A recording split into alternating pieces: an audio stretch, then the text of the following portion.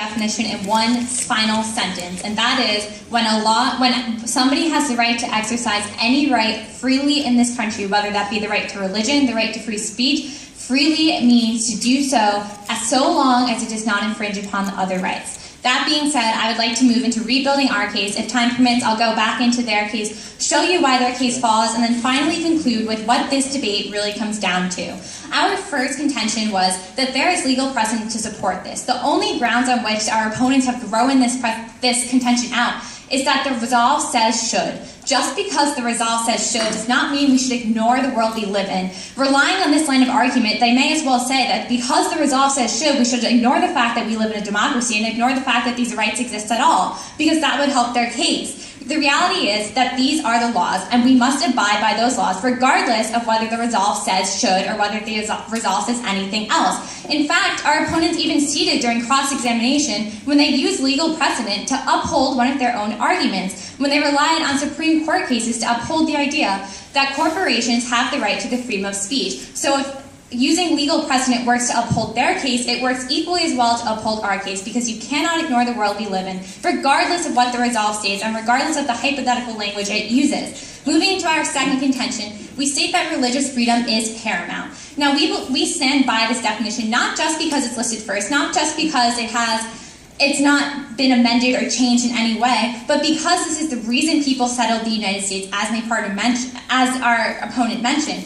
Furthermore, the only rights they've actually posed against the freedom of religion, the only rights they've said are more important, are the right to privacy, which is weakly defined at best because it's not actually enumerated anywhere in the Constitution, and the right to life, which we stated is already compensated for in laws that exist, laws that cannot be ignored because they are Supreme Court cases established in Planned Parenthood v. Casey. Our third contention is that the government must have compelling interest. This is yet another one of our contentions that they have not refuted on any other grounds other than the fact that we can't listen to the laws because the resolve says should. The resolve said should is not ground to dismiss the legal reasoning we live in once again. So the fact that the government had to put the RFRA in place, the fact that the government felt that the freedom of religion was so important, they needed to reaffirm it and reaffirm its application to corporations, shows that this is an important right that should be upheld.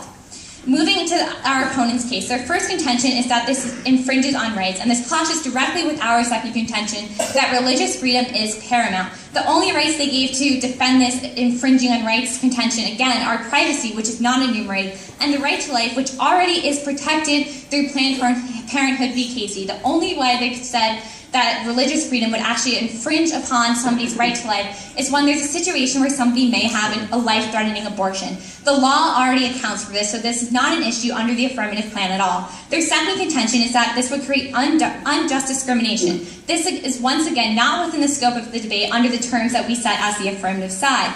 Furthermore, it also relies upon a very narrow interpretation of the view of religious beliefs. Not all religious beliefs are inherently discriminatory. There are positive religious beliefs, and that's why we defend religion so fervently in this nation. Furthermore, if any side is discriminating, it's the negative side, because you have a situation where they're placing the rights of citizens, the rights that aren't even established firmly in the Constitution, such as the right to privacy, above the rights of a company, above the rights that actually are protected in the Constitution. Discrimination is any time you place one group above another group. So on their side, you have a situation where you're discriminating against businesses because they believe that the people's rights to privacy, which again is not enumerated, is more important. In my final seconds, I would like to say that what this debate comes down to is exactly what my opponent said, and that is rights and the trade-off of rights. On their side, you're tearing down rights that are enshrined in our Constitution and dismissing the freedom of religion for rights that don't even exist. On the affirmative side, you're upholding the right to freedom of religion, which is enshrined in our Constitution and inherent to the democratic